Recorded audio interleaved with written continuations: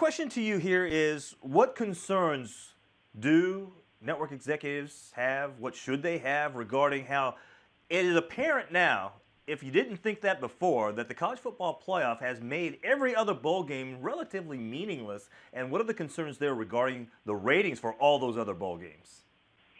I mean, look, I think they would certainly be concerned, and understandably concerned, not rightfully, but understandably, if major players on teams that are not involved in the national championship or the semifinal game decide to opt out in order to prep for a pro career. You know, Stanford, Christian McCaffrey is basically your television marketing tool if Stanford plays in a bowl game. Same with Leonard Fournette, although LSU's got such a big fan base that I think people would watch anyway. Mm-hmm. So it's definitely of real concern.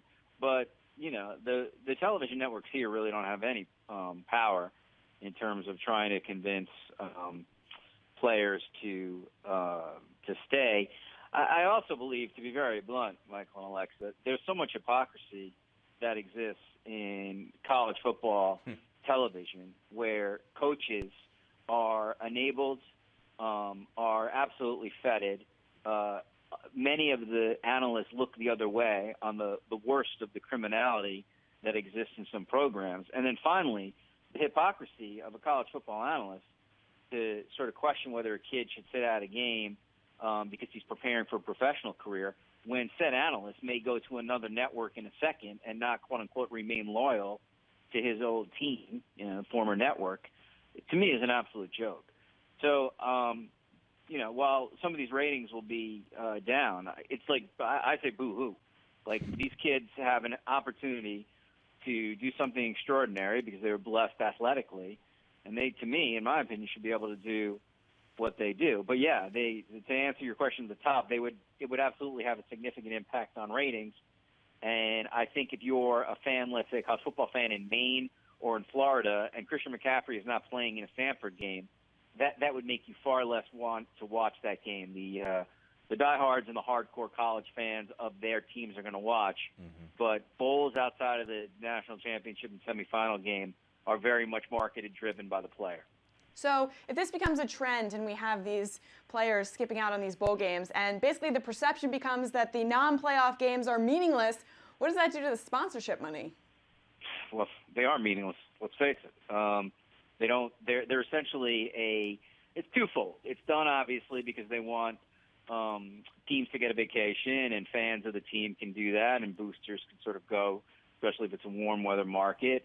You know, so that's sort of what essentially the bowl system is. It's basically a boondoggle. I would think sponsorship dollars would go down, or at least ad dollars would go down. But a lot of the tricky thing here is a lot of the ad buys for these games are probably done in advance. So if a player pulls out late, I'm not sure how much can really be done if sort of the contracts are signed. The other thing, too, is I think this is an overblown TV story because you're not really going to have too many situations in the lower bowl games where a player really is so big time that they're going to impact the potential viewership. I mean, Christian McCaffrey and Leonard Fournette are the rarities. I don't think if a top defensive lineman from some school decides that he's opting out of the bowl, that somehow that's going to have an impact on ratings. The skilled position player, the great quarterback, the great running back,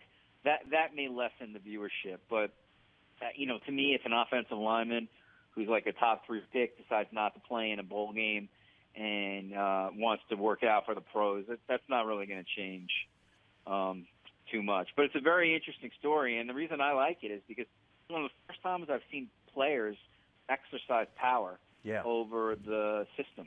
And generally speaking, it's the coaches who have the power. But in this case, the players, and they have the leverage because obviously they have NFL possibilities, are using it to better prepare for their ultimate profession. Yeah, you were talking about the analysts who can bounce around from network to network. What about the coaches? They can go and break contracts, you know, get those 5-6 year extensions, and after you two, they go to a bigger program or more money and leave the kids behind. So, well, and they're praised, right? There's very little criticism there. Yeah, praised and protected.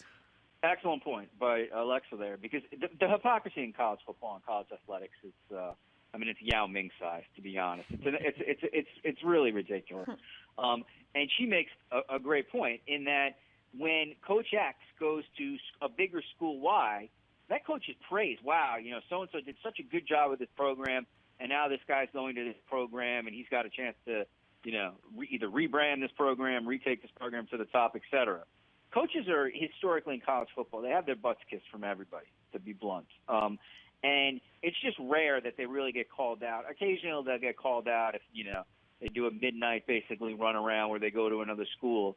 But the amount of attention that has been on these players for opting out of a meaningless game versus the amount of attention that coaches get when they break contracts or leave tells you so much about how the sport is covered, especially on television, and where the players lie in the larger system. But, I'm also I'm very sort of much as radical as can get here. To me, if a coach leaves a program, I think every kid should be allowed to transfer. Yeah, People I agree. say, the kids chose the school. That's totally bogus.